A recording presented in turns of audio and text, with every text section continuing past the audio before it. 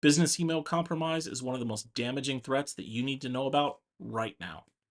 The FBI reported between 2016 and 2021 that BEC fraud led to over 43 billion in global losses, while the Internet Crime Complaint Center received 20,000 BEC filings that totaled 2.4 billion in losses, and that was just in 2021. While we're getting better at detecting and preventing phishing from reaching our inboxes, it's not perfect. The 2022 Verizon Data Breach Digest report found that only 2.9% of employees actually click phishing emails, but more than 1 billion username and password records were identified in data leaks from 2021. Even at 2.9% of those coming from phishing means close to 30 million accounts were phished. Despite all of the best technology out there, the human element of security is still the weakest, and phishing directly targets that weakness. The best way to make sure you don't get phished is to educate yourself on what BEC is and how it works. So let's take a deeper look.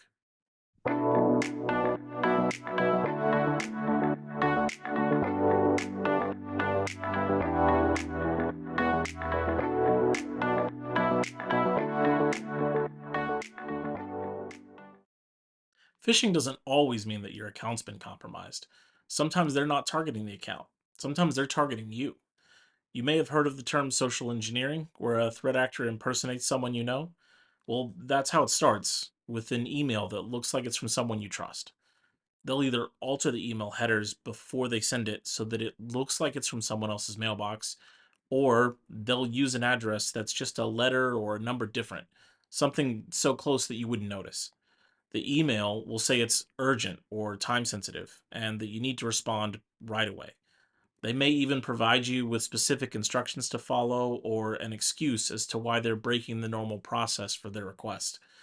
But it always ends in them asking you for either sensitive information or for a favor. As most threat actors are financially motivated, you should especially be aware of any request to process wire transfers or provide financial information or documents. Your username and password are actually valuable pieces of information that threat actors can sell on the dark web. In fact, there's threat actor groups that do nothing but compromise and resell sets of credentials. Over the years, threat actors have discovered the most efficient way to get your username and password is to send you a malicious link to a fake login page. They'll often take a legitimate email from another vendor, like Microsoft, and duplicate it so that it looks official. Once you click the link, you'll be taken to that fake login page that looks so much like the real thing, it's practically indistinguishable. Once you click the login or submit button, the information you provided can be saved to be sold later. Email filtering solutions have improved over the years to detect phishing links before they hit your inbox. By analyzing the content of the email, the link, and the page it directs you to, the email can be quarantined before you see it. Of course, threat actors are always working on ways to bypass these controls, and they have had success with changing the phishing site after they send the email. By waiting until after the email has been received by the user, they can turn a safe page that passes the filtering into a phishing page that will compromise your credentials. Of course, phished passwords aren't always stored for later. Sometimes they're transmitted directly to the threat actor. In many of the investigations we've performed, we found that the time between when a user enters their credentials on the phishing page and when a threat actor logs into the account can be minutes or even seconds. And once a threat actor has access to the account, they'll want to move quickly before the user realizes that they've been phished and can change their password. As part of hiding their access to the account, the threat actors will create mailbox rules, which hide messages that might alert the user to the presence. Emails between the threat actor and the IT department explaining away unusual access, or the phishing emails they're sending to the accounting department or other accounts can be moved to folders that are out of sight, or they can send them directly to the trash. One of the most common things threat actors will do once they have access to a mailbox is steal your data. They'll connect to the account with an email client that downloads all of the email and the attachments from the mailbox to their computer. If they can't connect with an email client or they just want specific data, they may use the email search features through the web UI in order to find specific information to exfiltrate. Once they've stolen the data, they can sort through it for valuable or sensitive information, or even use it as reconnaissance for other malicious activities. Email contains a lot of information that you might not consider valuable, but threat actors do. Things like business processes and documentation, Writing patterns, wording, vocabulary, and even email signatures can be used to enhance their future phishing attempts. Using the compromised mailbox to send phishing emails allows the threat actors to move to other accounts laterally a lot easier. By sending phishing emails from the compromised account, it makes the attack that much harder to detect.